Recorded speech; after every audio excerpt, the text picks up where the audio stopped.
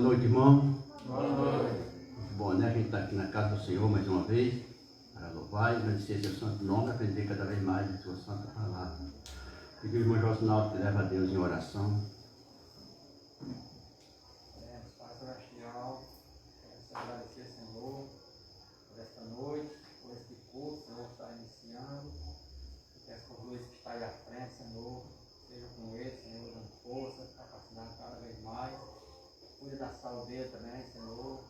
Obrigado pelo pastor a dizer a mensagem essa noite. Capacita cada vez mais também, Senhor. Ajuda ele, Senhor. Seja com ele também. Seja com cada um de nós, Senhor. Possamos sair daqui hoje diferente, Senhor. Alimentado da tua santa palavra. Peço pelos louvores. Tudo vai ser realizado, Senhor. Peço para aqueles que não chegaram ainda, que eles possam aqui, Senhor, estar aqui unidos, reunidos para te louvar também, Senhor. Somos gratos por tudo, Senhor. Pela tua palavra, pelo livramento que o Senhor tem dado, pela saúde de cada um de nós que o Senhor tem cuidado, de cada um. E pedimos, Senhor, que o Senhor esteja sempre conosco, Senhor. Nos ajudando, nos dando força.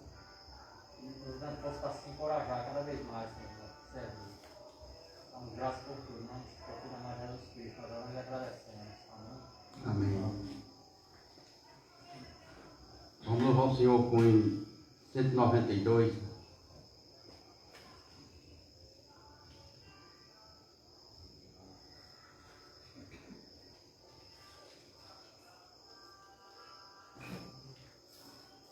No 192. Vamos começar. Cristo veio dos santos céus, veio do mar passarmos, tal foi pelo amor de Deus, em nossa redenção. Por Jesus somente, salve e salve, só por Jesus é que nós somos salvos. Só por Jesus é que nós somos salvos.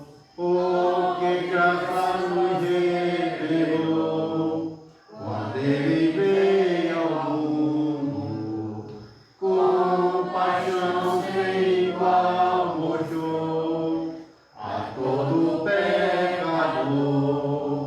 Sim, por sua morte temos veras sorte.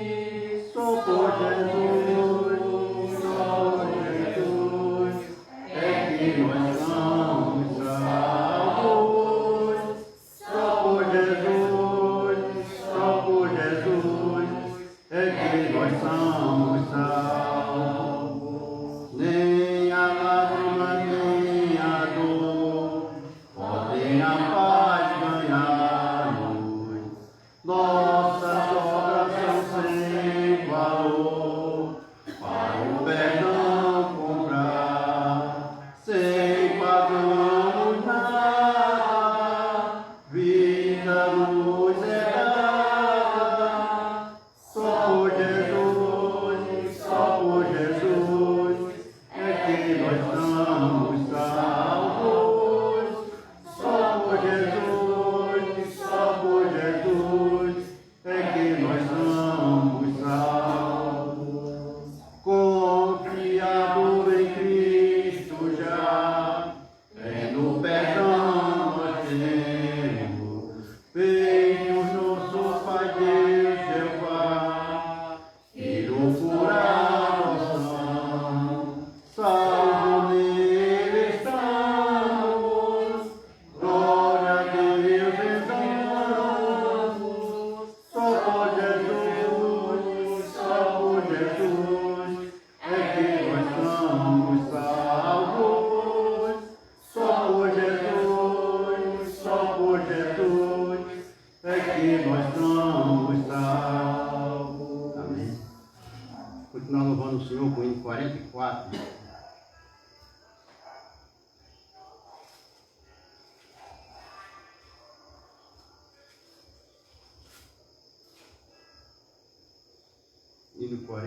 agora. Vamos começar? Cantarei a linda história de Jesus, o Salvador, que deixou seu lar na glória para salvar o pecador. Cantarei a linda história de Jesus, meu Salvador, que cantarei a sua glória com o santo louvor. Eu pedi e ele achou-me longe, longe do meu lar. Abraçou-me, então tomou-me pra com ele morar. Cantarei a linda história de Jesus, meu Salvador. Cantarei a sua glória com o santo louvor. Jesus Cristo deparou-me quando fraco pra morrer. As feridas levantou-me e livrou-me com poder. Cantarei a linda história de Jesus, meu Salvador. Cantarei a sua glória com o santo louvor. Dia negra ainda tenho sofrimento e dessabor, mas a ele eu tudo exponho e me livra com amor. Cantarei a linda história de Jesus, meu Salvador. Cantarei a sua glória com o santo louvor. Amém. Vamos fazer uma leitura do livro de Gálatas 6, versículo de 1 a 10.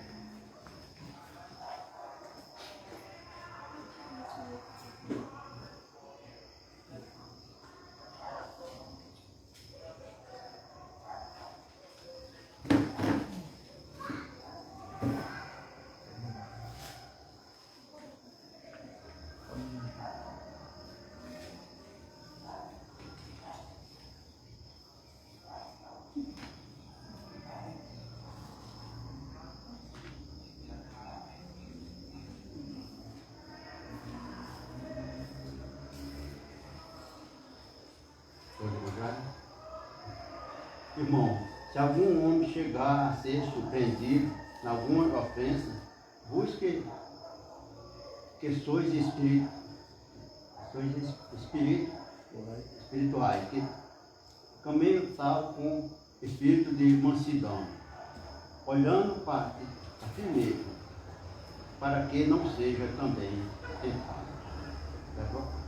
Levai a casa uns do outro, e assim cumprirá a lei de Cristo.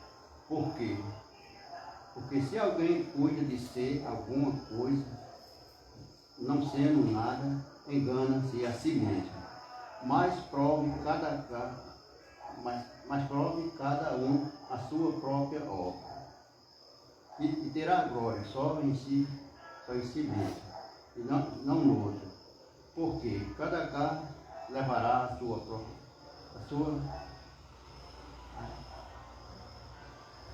porque cada carne levará a sua própria carga. E o que é instruir na palavra, reparta de todos os seus bens com aquele que o instruiu. Não errei Deus, não se deixa escarnecer. Porque tudo o que o homem semeia, isso também se fará. Porque o que semeia na sua carne, da sua carne se fará a corrupção. Mas o que semeia no Espírito, do Espírito se fará a vida eterna. E não nos cansamos de fazer bem, porque a seu tempo separamos, senão podemos desfalecer. Então, enquanto temos tempo, façamos bem a todos, mas principalmente aos do mestre da fé. Amém? Amém. Louvamos o Senhor com mais um hino, depois convidar o grupo de louvor para louvar a Deus. Hino 547.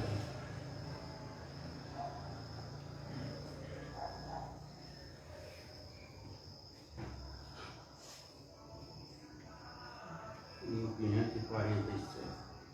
Vamos começar? Semente lançada na terra, germine seu fruto produz, as nossas ações e palavras, não serva de trevas ou luz, que querem os jovens chegar, a nossa vida será, o fruto de certo se colhe.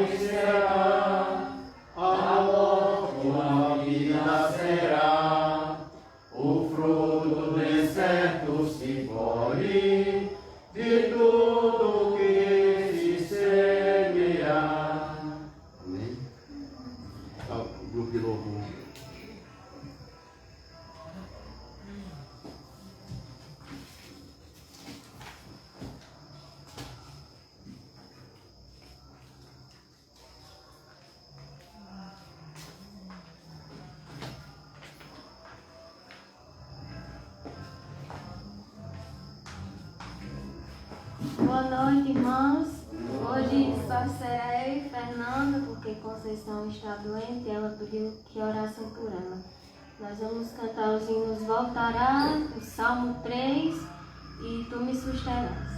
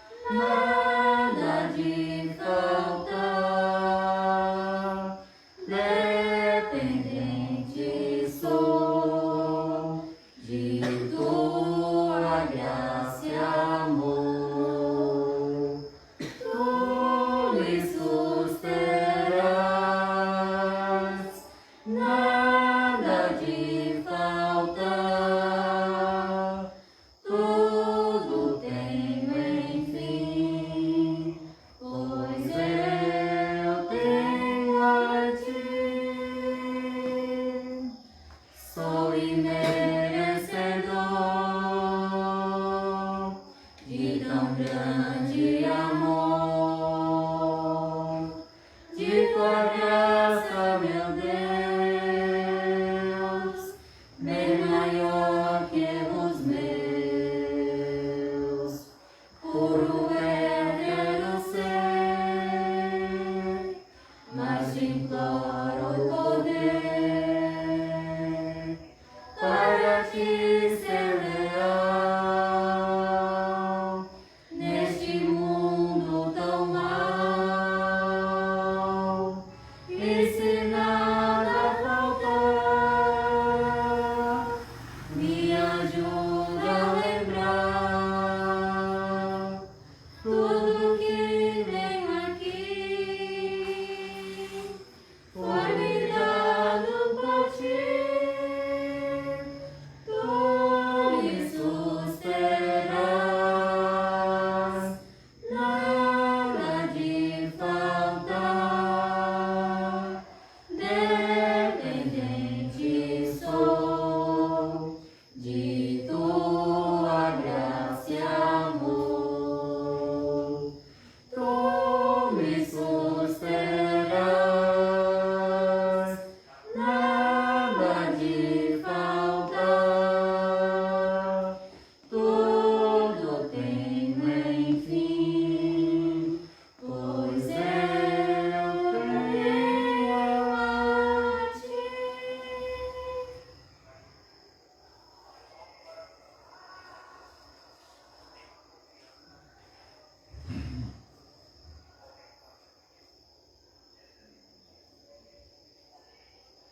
Os sinais se mostram cada vez mais perto está. Breve meu Jesus retornará.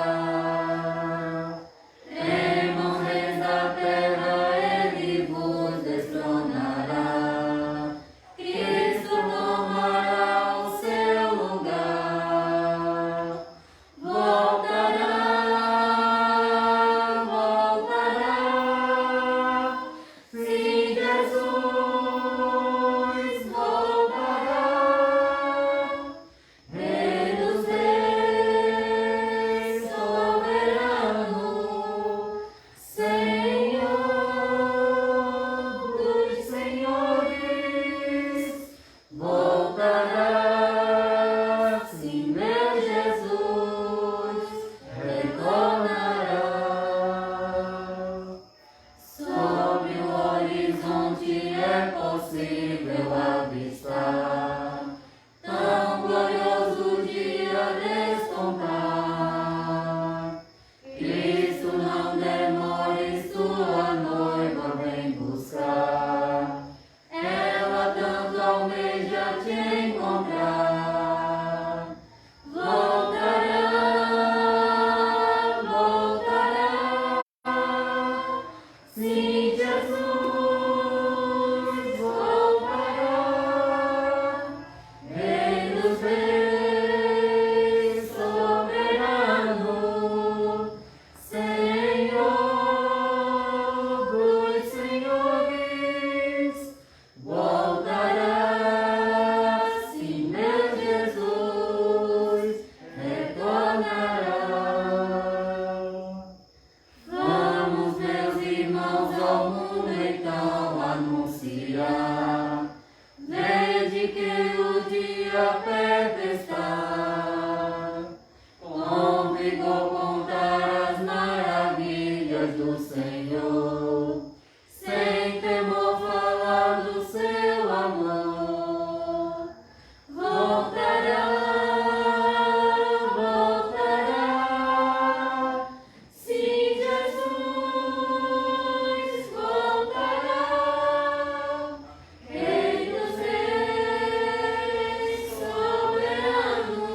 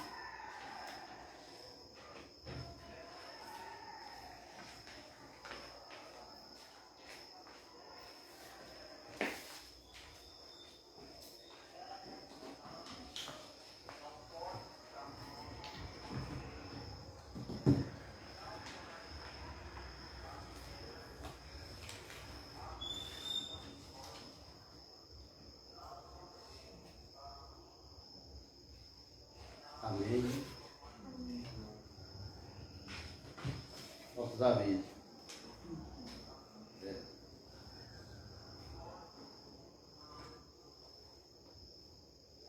Culto de oração na quarta-feira, 7h30, e no sábado tem reunião com o Joca aqui, 7h30, aqui na igreja.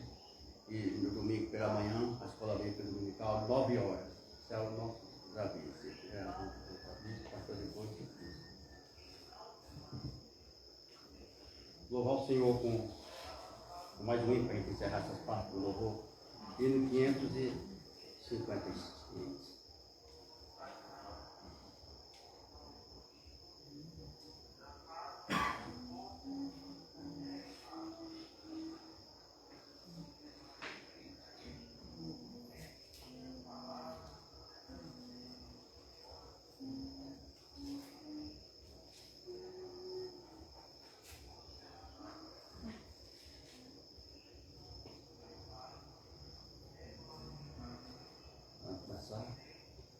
Fim da sequia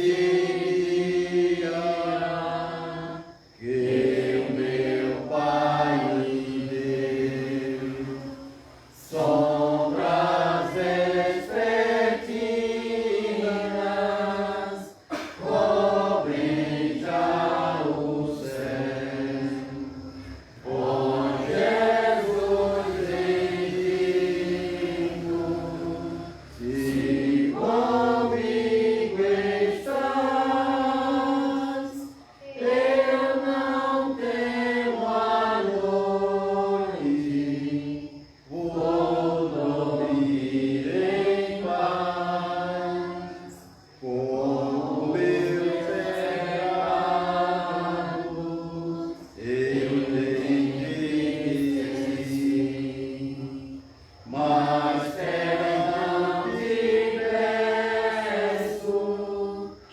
por amor de ti, sou homem fraco, livra-me do mal, e em sossego tenho, sono e paz real.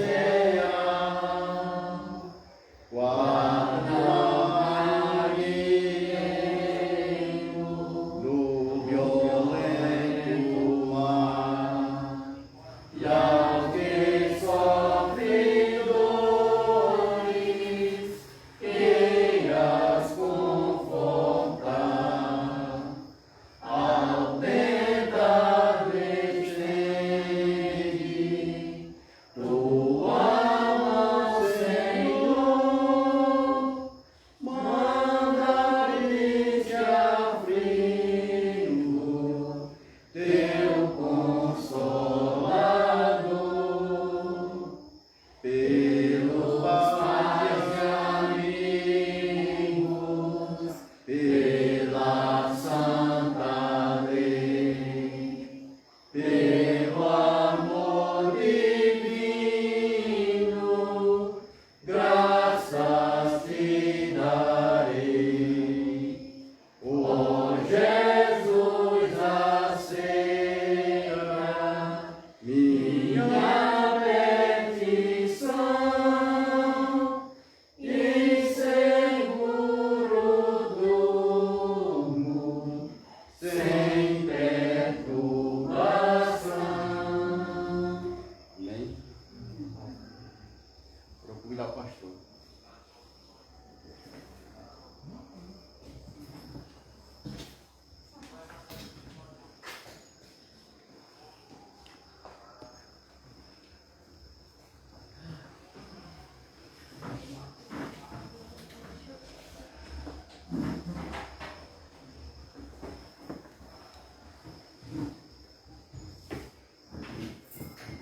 Boa noite, meus amados.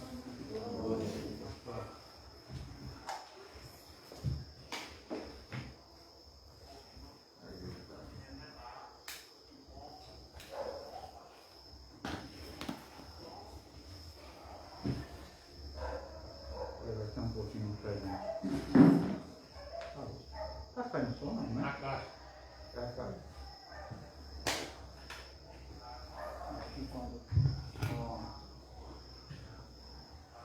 Acho que quando eu passei para ele.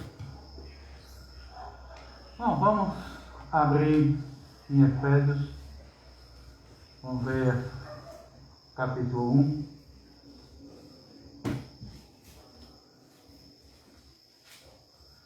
Vamos ver 3 versículos de Efésios.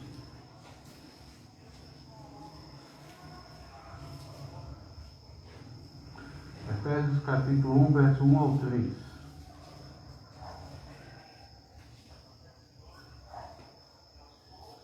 Todos acharam?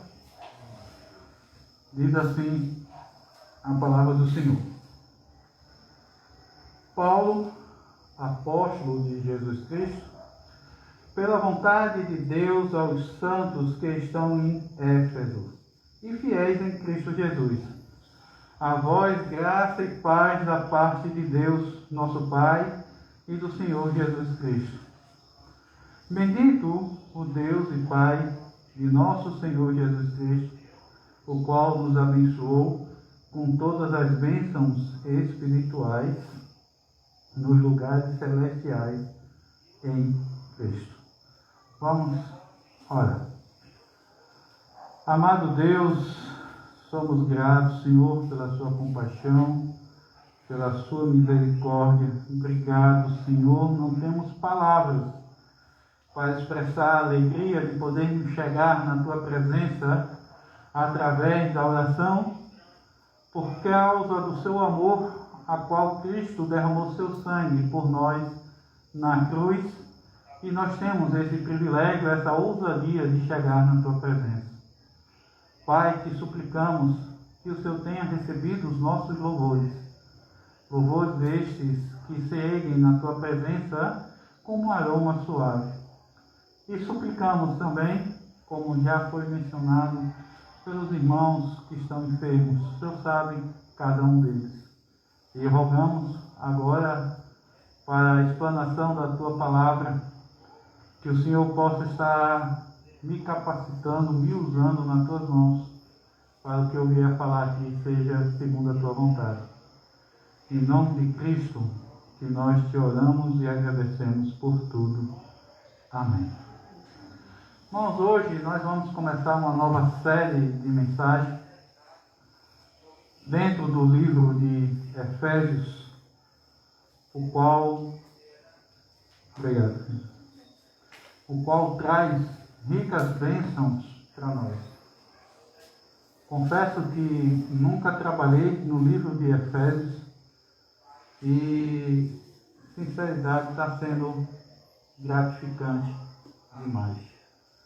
Já estudamos de maneiras avulsas, mas não de uma maneira tão profunda como agora. E hoje nós queríamos iniciar, não vamos adentrar no texto, mas vamos começar dando uma pincelada no livro, olhando um pouco o seu contexto. Uma mulher chamada Editra, não sei, talvez os irmãos poderiam ouvir ou não, mas uma mulher chamada Henrietta Holland Hobson, desculpa a pronúncia que eu não sei, ela é mais conhecida como Ethel Green, e ela é apelidada como a bruxa de Wall Street. Ela foi empresária e financista, ou financiava a América, onde foi conhecida também como a mulher mais rica da América durante a Era Dourada. Ela era conhecida tanto por sua riqueza como também pela sua avareza. Ela foi uma mulher a acumular uma fortuna como investidora. E em uma época que a maioria, ou praticamente a totalidade dos investidores eram homens. Ela entrou na história como a mulher mais sovina, mais, como podemos dizer, mão de vaca, pão dura, o que mais? Agarrada da América. Mas ela é mais conhecida como a mais sovina da América. E quando ela morreu, ali em torno de 1916, ela deixou um valor estimulado aí de em torno de 100 milhões de dólares. Essa é a herança que ela deixou. Mas essa mulher era tão sovina, essa mulher era tão mão-de-vaca, que ela diz que ela comia mingau de aveia frio, só para não poder gastar dinheiro. Vamos dizer assim, como naquela época não tinha gás, mas a gente brinca dizendo, ela comia frio para não gastar dinheiro com gás de cozinha. Né? Naquela época na lenha, então ela não gastava com lenha. Para os irmãos verem como é que era essa mulher, o seu filho teve que amputar um de seus membros, porque ela demorou a encontrar um atendimento que seja gratuito. Então ela demorou procurando um atendimento, e onde ela ia, tinha que ser pago, mas então ela ia para outro, era pago, ia para outro, até achar um lugar que fosse de graça. Mas quando chegou, já era tarde demais. O seu filho precisou amputar um dos seus membros. Essa mulher era uma mulher muito rica, mas, no entanto, vivia como indigente. Alguns poderiam dizer, ela é excêntrica? Com certeza, sem dúvida alguma. Maluca? Quem sabe? Ninguém conseguiu provar que ela era maluca. Só para os irmãos terem ideia, essa mulher morreu com um AVC ao discutir as vantagens de beber leite desnatado. Bom, a gente ri, é uma ironia. Mas quando nós olhamos para na vida que nós temos hoje, muitos cristãos vivem como essa Henrietta Green ou Etty Green. Pessoas que possuem ilimitadas ou riquezas ilimitadas à sua disposição, mas, no entanto, vive como indigente. E foi para esses cristãos que Paulo escreveu a sua epístola aos Efésios, mostrando que a Igreja de Deus é o povo mais rico do mundo. Não riqueza essa monetária, não são bens materiais, mas são riquezas espirituais, a qual nós não podemos colocar valor.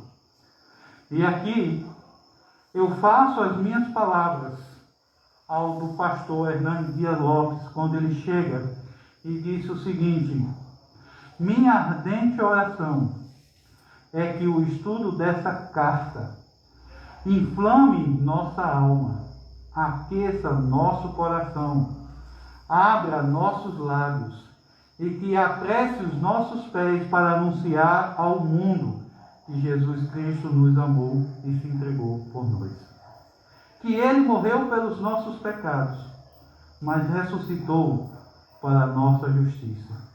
E está à destra de Deus Pai, de onde governa soberanamente os céus e a terra, e de onde há de vir para buscar a igreja, a sua amada noiva.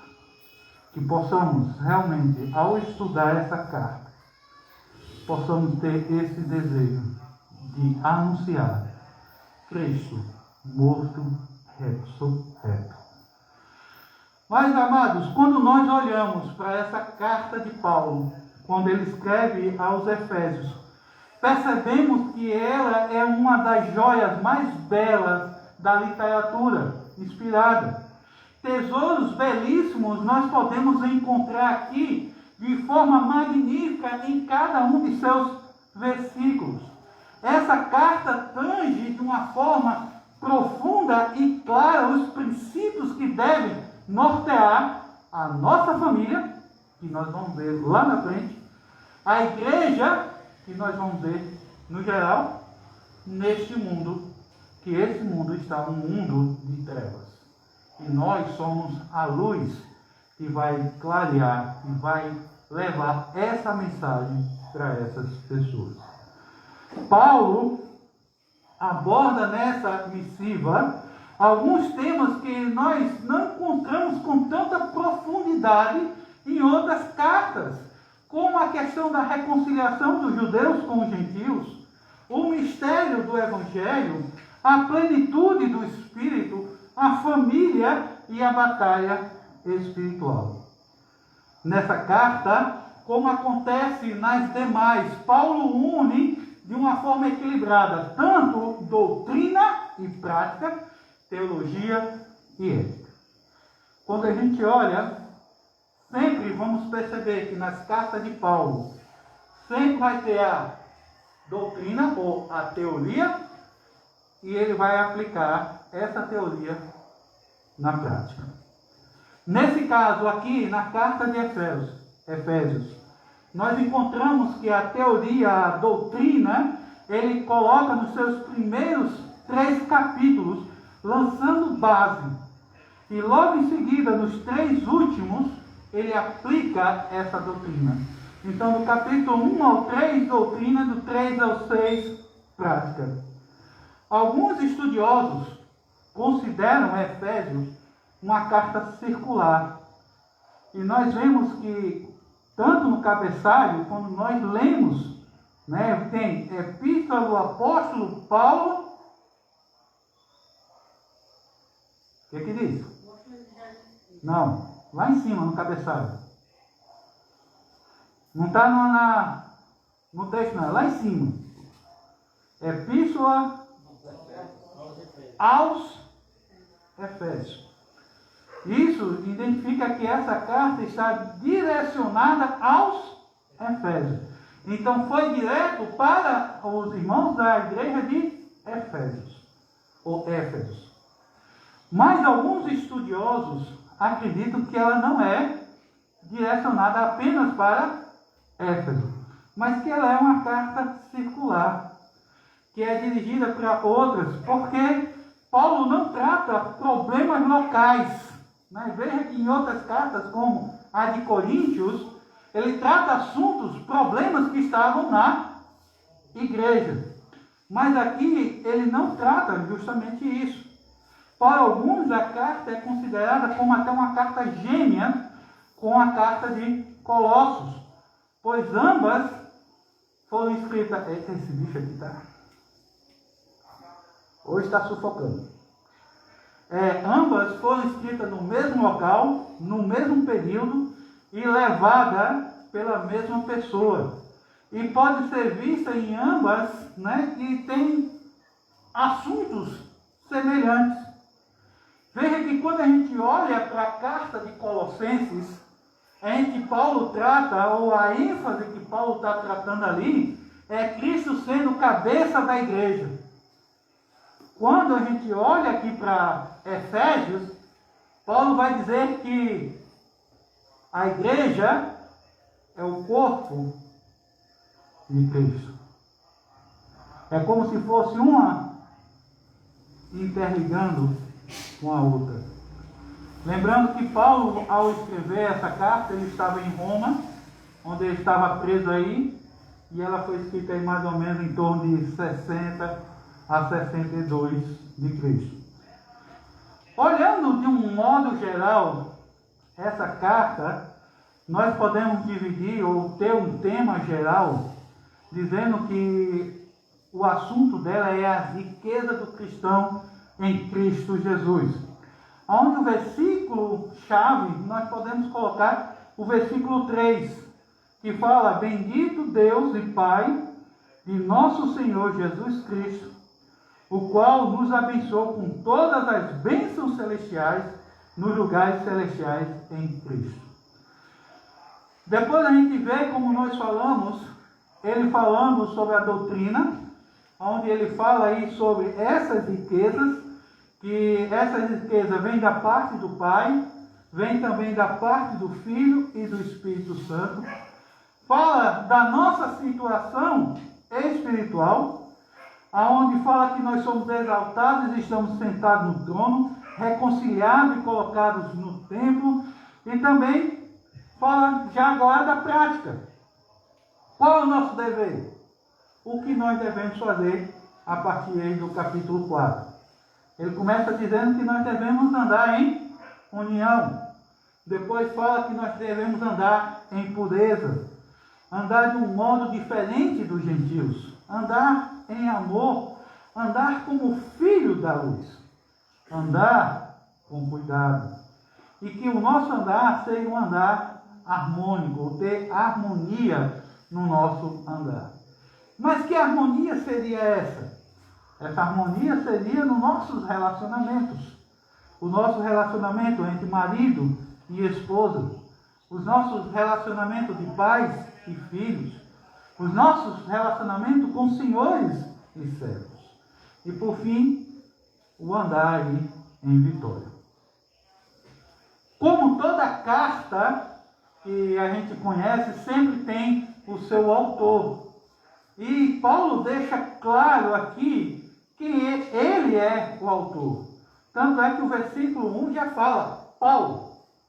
A primeira palavra que tem no versículo do capítulo é Paulo, mostrando que ele é o escritor.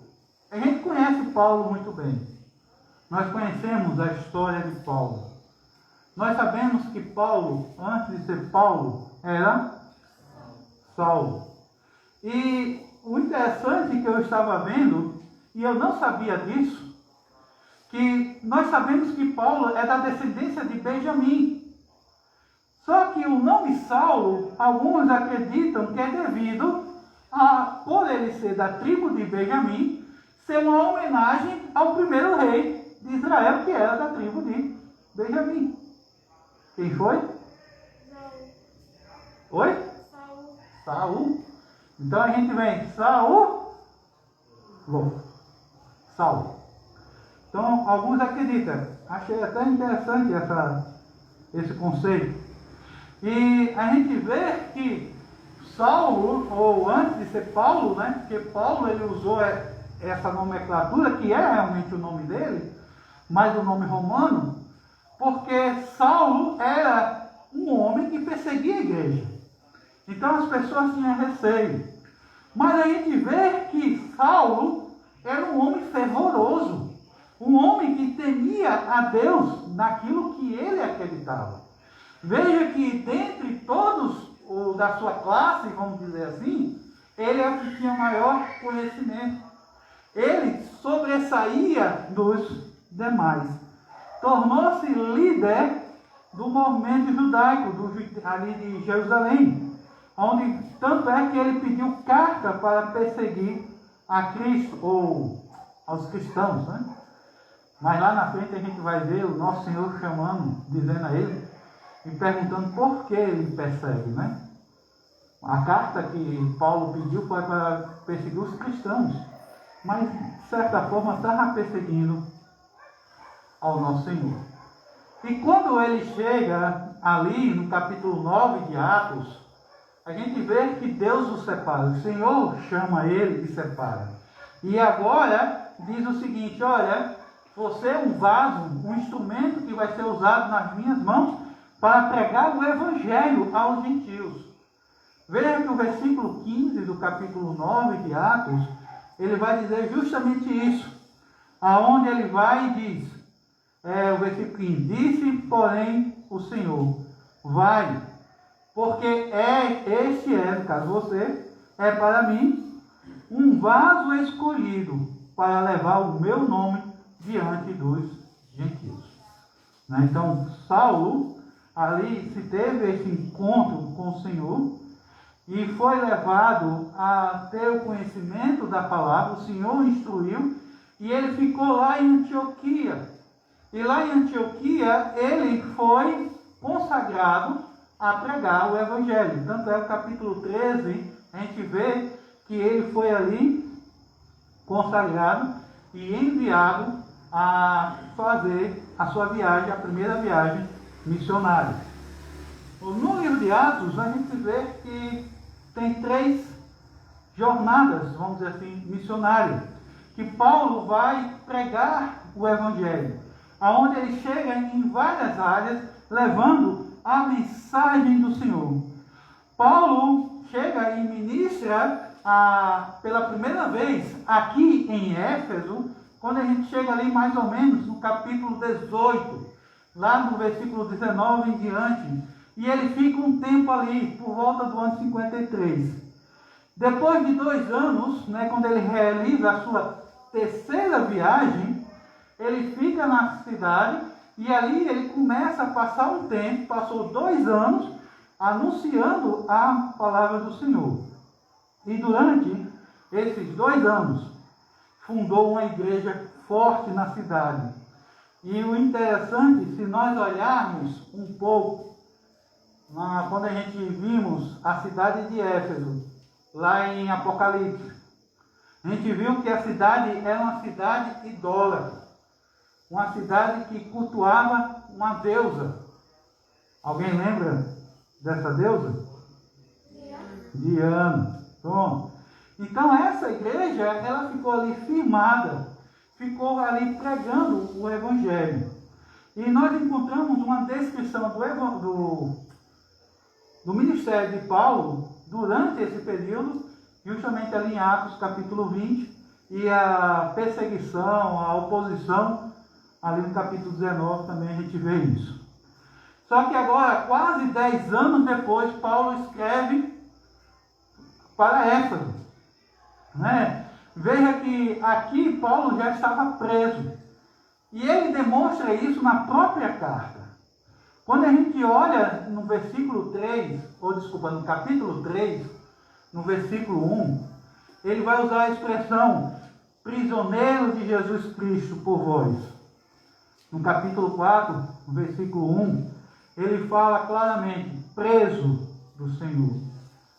E no versículo 20 do capítulo 6, ele vai chegar e colocar um título, dizendo que ele era embaixador em cadeias. Mostrando aí que ele realmente estava preso. E Paulo tinha o desejo de compartilhar com esses cristãos as grandes verdades que o Senhor havia ensinado acerca de Cristo e da igreja.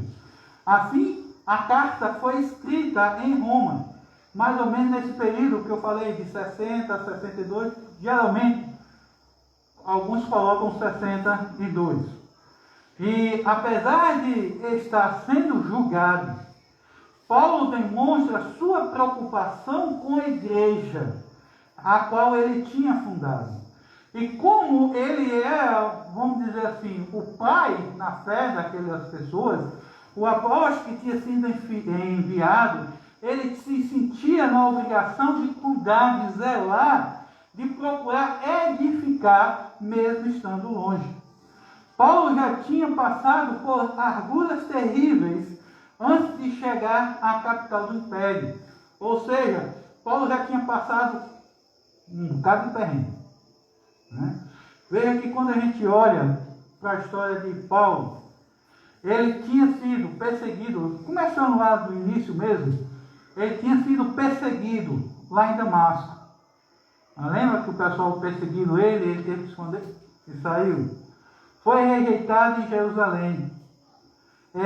Já tinha sido apedrejado em Listra, açoitado em Filipos, escorraçado de Tessalônica, enxortado de Bereia, chamado de tagarela em Atenas e de impostor em Coríntios.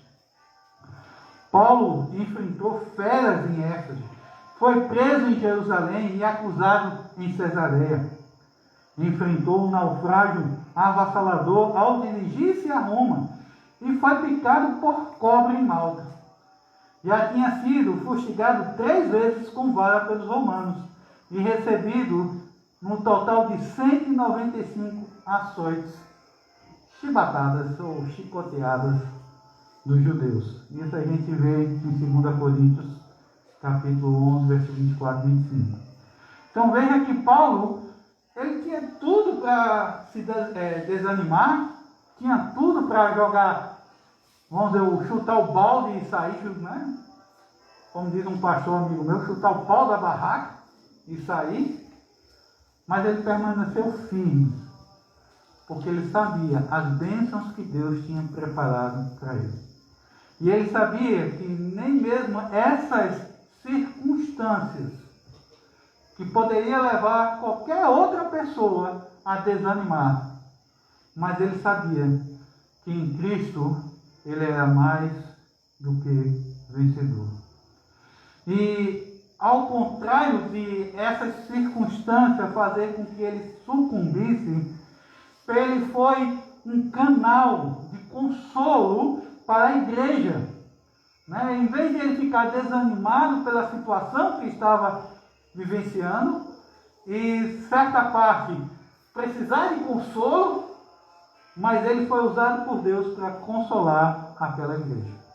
Ele foi um arauto de boas notícias, um embaixador do céu, um homem que ardeu de zelo por Cristo e doou-se com a mesma intensidade até a sua voz ser silenciada pelo martírio.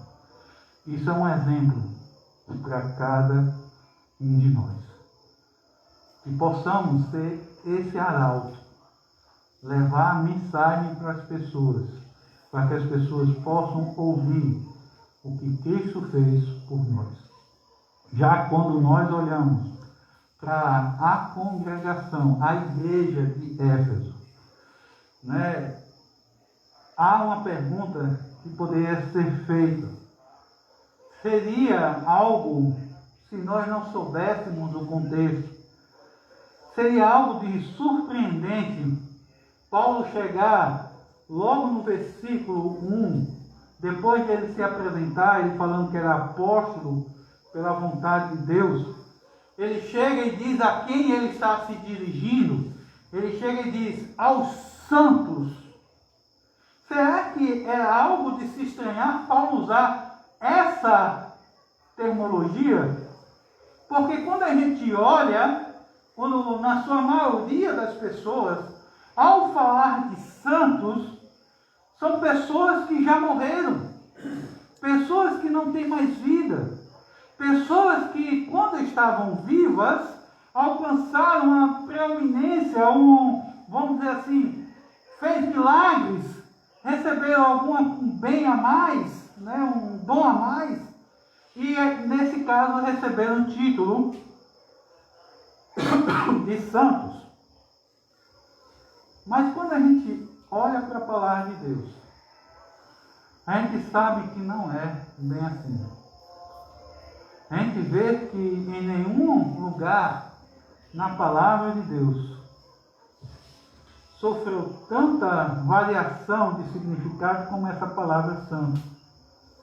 Quando a gente olha no dicionário, a palavra santo, ele vem com a seguinte definição: uma pessoa oficialmente reconhecida por sua santidade de vida. Essa é uma definição. Agora, o problema, olha, lá vai enrolando na língua de novo. O problema, quem é que vai dar esse título para essa pessoa? Quem é que vai chegar e dizer que tal pessoa é santa? Quando a gente olha, normalmente é algumas instituições religiosas, pela qual faz algum processo, onde ele estuda, onde ele vê, onde ele olha essa pessoa, se essa pessoa realmente tem todos os critérios que eles acham que é para colocar aquelas pessoas como santas. Então ele fala que é a canonização.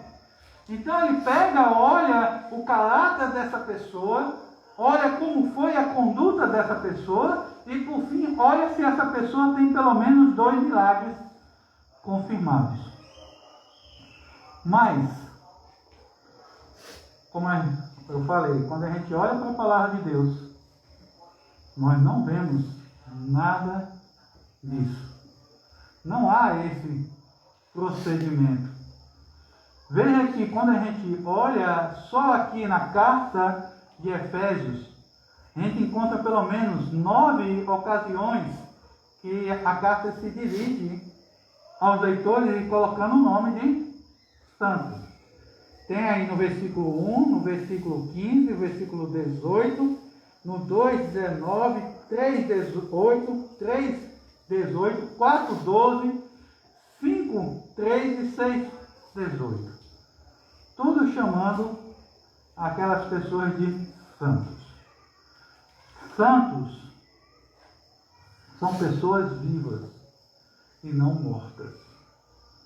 Pessoas que reconhecem que eram pecadoras. E a gente pode até dizer, sim, santos eram pessoas mortas. Eram pessoas mortas.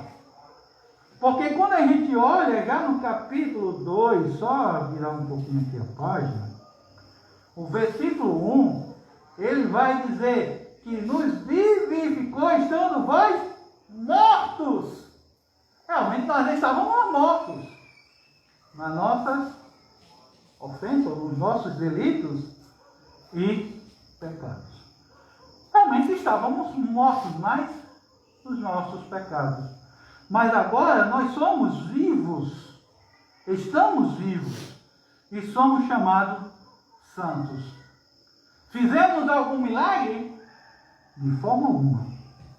Mas podemos dizer que recebemos um milagre, porque a salvação, eu creio que não tem um milagre maior de ver um pecador indo para o inferno, ser tirado daquele caminho e ser transportado, como a própria palavra de Deus diz, para o reino de luz. Aí sim, nós podemos dizer que nós sofremos milagre. O termo santo, então, nós podemos dizer que é aquele que creu em Jesus Cristo como seu Salvador. A pessoa não está morta, a pessoa é viva, está física, não apenas fisicamente, mas também, como nós vimos no capítulo 2, versículo 1, espiritualmente. Encontramos também outros termos a qual Paulo chama, ou os cristãos são chamados. São chamados de discípulos, são chamados aqueles que estão no caminho, e santos. Nós somos santos. Alguém que é separado, alguém que é colocado à parte. Então, quando nós cremos em Cristo Jesus, nós somos santos por quê? Porque Deus nos pegou do mundo e nos colocou à parte em Cristo Jesus. Então agora não pertencemos mais ao mundo. Agora nós somos de Cristo Jesus. Da mesma forma, nós podemos ver que nós estamos não mais, vamos dizer assim, a Bíblia diz que nós devemos viver no mundo como não se vivêssemos nele.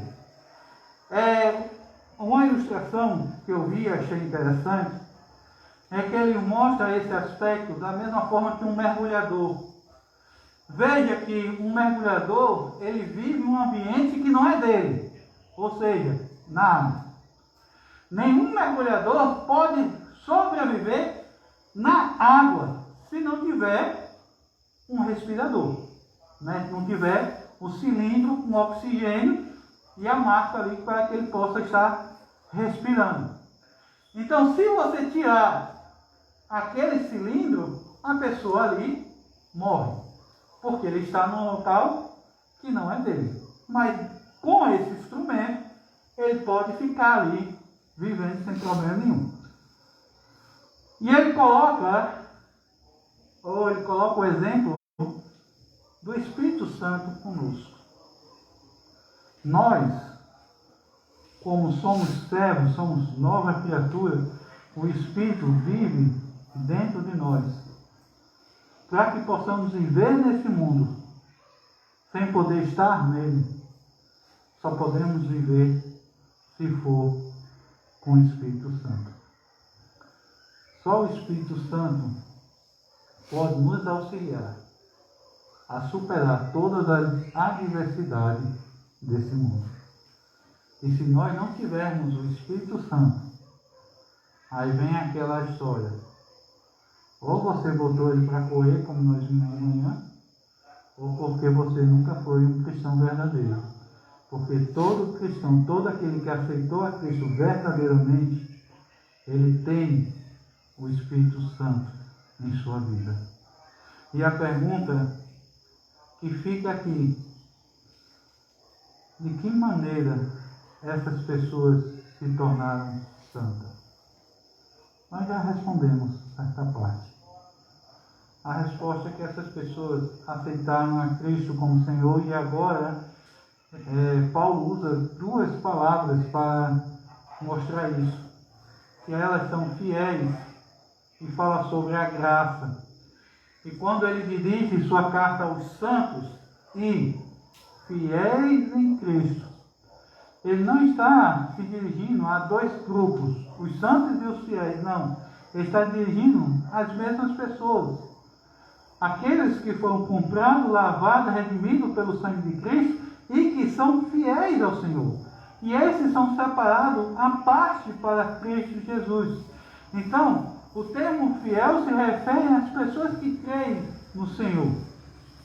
E essas pessoas não eram salvas porque levavam uma vida de fidelidade. Porque a gente sabe que a salvação não vem do que eu faço ou deixo de fazer, ou não vem das obras. Mas sim porque elas depositaram a sua fé em Cristo Jesus e o receberam como seu Salvador. E esse fato fica claro quando a gente lê Efésios capítulo 12, capítulo 1, verso 12, 14 e 19, que diz assim: com o fim de sermos para o louvor de sua glória, nós, os que primeiro esperamos em Cristo, o qual é o penhor da nossa herança, para a redenção da possessão adquirida, para o louvor da sua glória, e qual, sobre a excelente grandeza do seu poder sobre nós, os que cremos, segundo a operação da sua força, do seu poder. O termo graça foi usado em torno de 12 vezes aqui em Efésios. E nós sabemos, e até brincamos em relação à graça e à misericórdia, que a graça é um favor merecido, ou seja, é a bondade de Deus para nós, sem nós merecermos. Porque na realidade, nós não merecemos nada. A graça e a fé, elas aparecem juntas com frequência na Bíblia.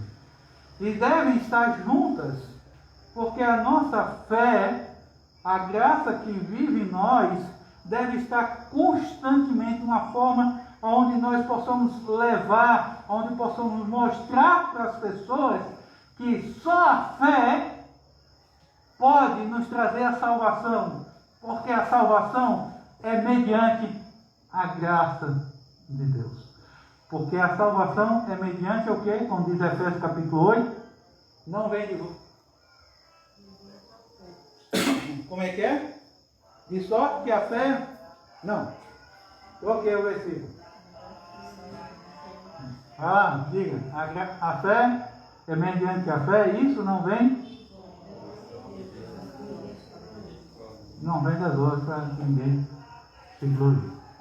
Então, é um presente que Deus está dando a cada um de nós.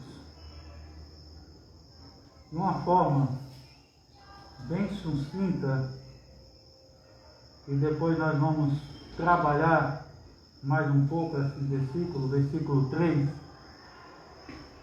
para a gente encerrarmos. Veja que todo o livro ele trata de um assunto. Quando a gente olha para o livro de Gênesis, a gente já lembra que trata sobre o princípio. Se você pegar essa base, o princípio, você vai conseguir enxergar muita coisa no livro de Gênesis. Princípio de todas as coisas. Você vai olhar o princípio da humanidade, o princípio da família, o princípio da formação de Israel. Enfim, a gente vê o princípio de todas as coisas. Quando a gente olha para o livro de Mateus, a gente tem que lembrar sobre o reino. Porque quando a gente lembra do reino, a gente vai lembrar o contexto de Mateus. Porque o livro de Mateus foi escrito para os judeus que esperavam o rei, ou seja, o Messias.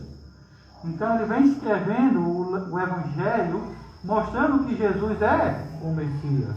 E ele traz fatos através das profecias do Antigo Testamento, provando que aquela profecia estava sendo cumprida na pessoa de Jesus Cristo. Gálatas fala da liberdade. Tanto é que ele chega e fala que admira-se que tão depressa passou da graça, né? Agora fugiu a palavra. Fugiu, mas que eles abandonaram a fé. Veja que ele disse, olha, tanto é que ele disse, olha, se vier uma outra pessoa, ou eu mesmo, um anjo do céu, trazer outro evangelho que seja anátema.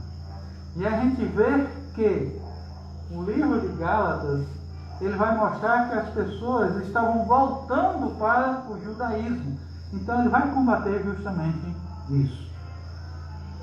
Já que em Efésios, a gente vê a riqueza. As riquezas do cristão em Cristo Jesus. E a fonte dessa riqueza se encontra na pessoa do nosso Deus. Tanto é que ele fala no versículo 3, bendito Deus e Pai de nosso Senhor Jesus Cristo. Por meio de Cristo nós temos essa riqueza, tanto é que mais na frente, o versículo 7, no capítulo 1 e o versículo 7, capítulo 2, vai dizer, e que temos a redenção pelo seu sangue, a remissão das ofensas, segundo as riquezas da sua graça, para mostrar nos séculos vindouros as abundantes riquezas da sua graça, pela sua benignidade para conosco em Cristo Jesus. E nós vamos ver que essas riquezas estão na glória, na sua misericórdia e estão insondáveis na pessoa do nosso Senhor Jesus Cristo. Veja que nessa carta Paulo explica o que são essas riquezas e como podemos fazer o uso dessas riquezas. E principalmente o uso da nossa vida cristã. Como nós devemos nos comportar? Qual é a maneira que nós devemos agir? Ela abrange, aí como ele mesmo fala, de toda a sorte de bênção. Onde fala que nós temos todas as bênçãos espirituais. Mas não podemos dizer que essas bênçãos espirituais vai nos resguardar de achar que não vamos passar por problemas. O pastor falou que nós somos ricos, né? Que o Senhor prometeu riquezas para a gente, então não vou passar por dificuldades. Não, não é isso. Nós estamos falando aqui de bens espirituais, não estamos falando de bens materiais.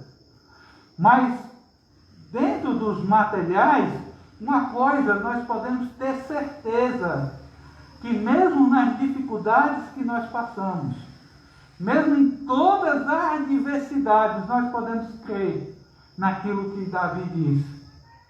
Foi velho, né? Foi moço, agora sou velho, mas o que ele nunca viu em sua vida? Um justo desamparado e sua descendência mendigar o pão. Porque, irmãos, eu creio aqui, como pai, né? Quem é pai e mãe sabe muito bem disso. Eu posso passar fome, mas meus filhos não. Isso de forma alguma. Eu posso dormir com minha barriga roncando, mas meus filhos não. Isso é para qualquer pai, qualquer mãe. Estou dizendo pai e mãe. Não estou falando genitor ou genitora. Só que bota o menino no mundo e não quer saber da criança. Não, estou falando pai, estou falando mãe. Irmãos, Deus não nos diz que não vamos passar por provações. Pelo contrário, Jesus mesmo fala, no mundo tereis aflições, mas tem bom ânimo. Eu venci o mundo. Mas ele promete que o pão nosso de cada dia, ele supra. Eu não vou ter um caviar na mesa. Vocês conhecem caviar, né? Vocês conhecem caviar, não? Ova de peixe, olha. E o povo faz maior e é caro, viu? Deus me garante que você tem escargot. Escargot é lesmo. E o povo paga caro. Mas brincadeira à parte.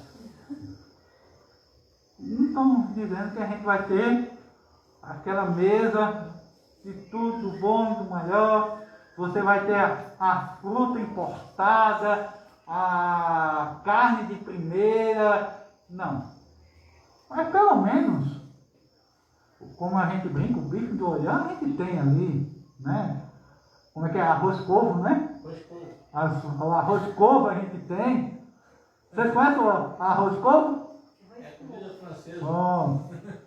Então a gente tem. Deus vai sempre suprir a comida. Ele nunca vai deixar a gente mendigar o pão, né? Ele sempre vai estar aí. Então Paulo mostra que nós somos abençoados. Que nós temos bênçãos espirituais tamanhas. Riquezas que nós temos assim, ó. E muitas vezes nós não aproveitamos. E hoje nós podemos perguntar, ou nos perguntar, como será que nós estamos aproveitando essas riquezas? Será que eu estou realmente aproveitando tudo aquilo que Deus tem oferecido?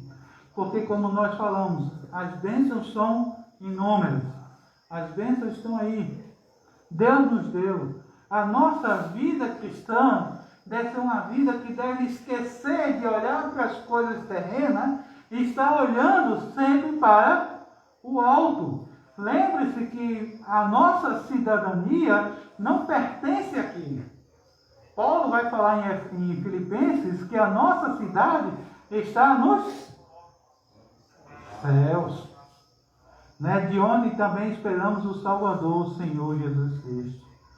Aonde vamos ver, a Bíblia diz que nós teremos novos nomes, aonde nossos nomes estão escritos nos céus. Enfim, que nós possamos estar voltados para o Senhor, saber que Deus cuida de nós. Tanto é que o Senhor Jesus Cristo chega para os seus discípulos e diz: ó, não andeis ansiosos por coisa alguma. Antes buscar em primeiro lugar o reino de Deus e a sua justiça, e as demais coisas vos serão acrescentadas. Então, um pastor, um autor chamado D.L. Moody, ele costumava advertir as pessoas, dizendo assim, ó, que eles deviam pensar tanto no céu, a ponto de não valerem coisa alguma na terra. E isso é um pensamento que deve ser combatido. Nós devemos pensar no céu, mas devemos não esquecer que os seres humanos aqui é algo que Deus deseja levar mensagem para eles. Que nós estamos aqui, lembra como falamos de Paulo? Que Paulo tinha um desejo de ir para o céu, mas por causa das pessoas, ele ficava na terra. Né? Só por causa de vós é que eu fico. Mas o meu pensamento deve ser voltado para os céus. O meu pensamento deve ser voltado para o Senhor, me fortalecendo nele. Tanto é que lá na frente, ele vai dizer que nós devemos nos fortalecer na força do seu poder. Por que isso? Porque as nossas batalhas não são batalhas terrenas, são batalhas espirituais, que são nas regiões celestiais. Tanto é que ele fala que não temos que lutar nem contra a carne, nem contra o sangue, mas sim contra os principados e contra potestades, contra os príncipes das trevas desse século, contra as hostes espirituais da maldade nos lugares celestiais. Versículo 12 do capítulo 6. Na verdade, irmãos, nós batalhamos em duas esferas, tanto a terrena como a espiritual.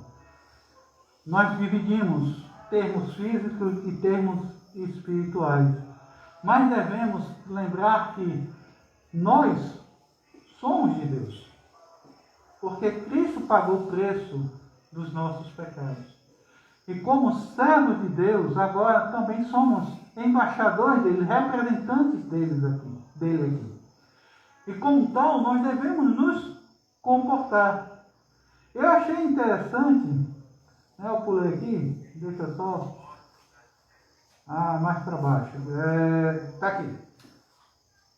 Vocês conhecem a rainha da Inglaterra, né?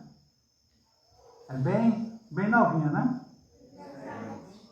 Oi? Diz que quando era jovem, ela não sabia que ia ser rainha.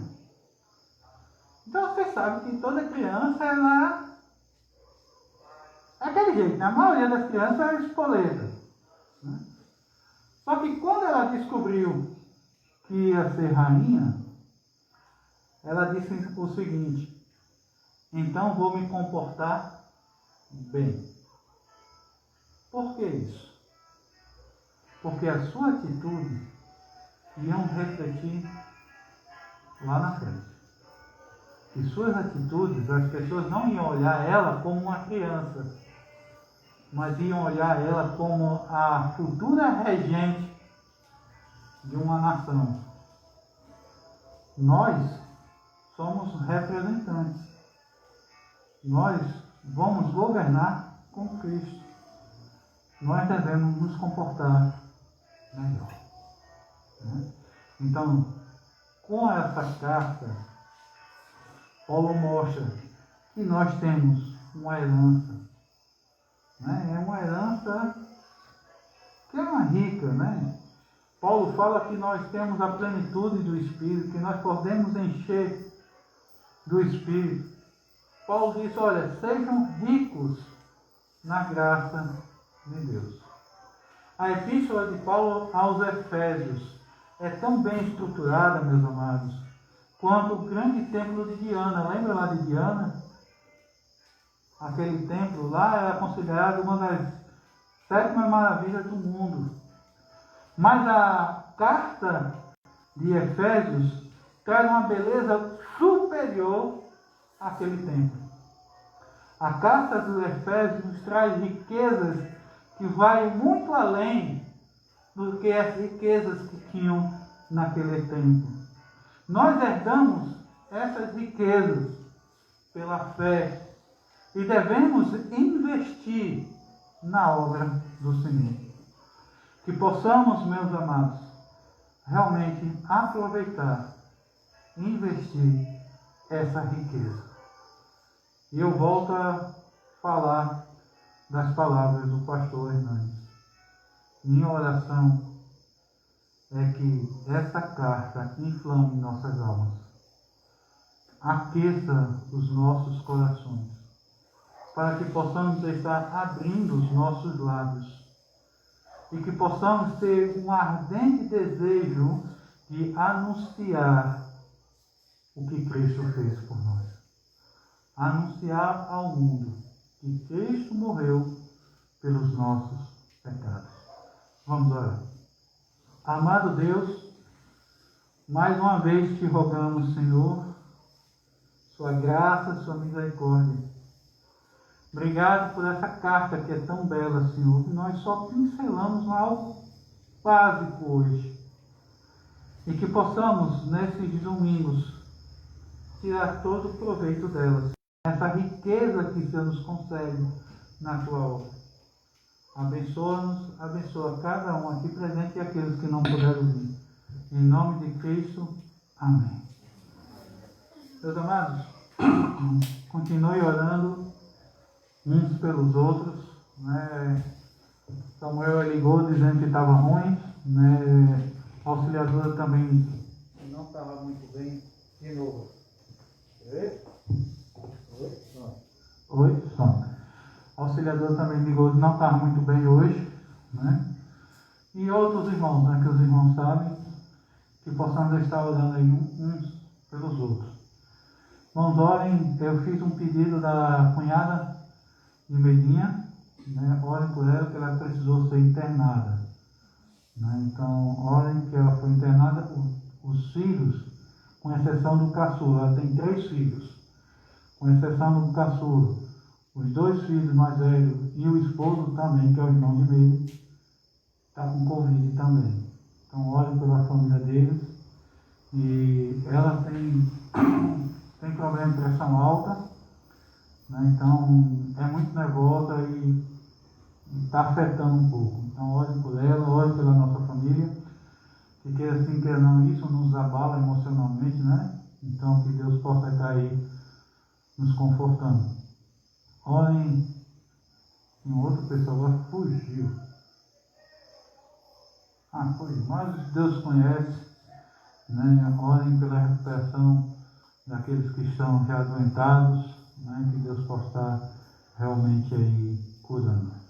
E que Deus possa estar nos abençoando esta semana, né? Que nos dê graça e que possamos estar aqui de volta quarta-feira às 7h30 para o culto de oração.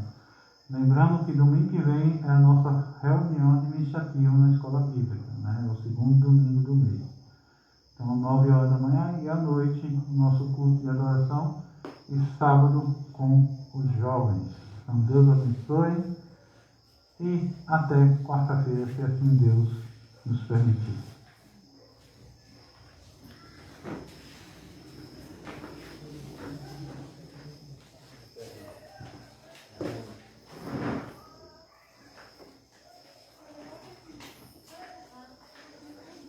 Vai deixar ela fechada, né?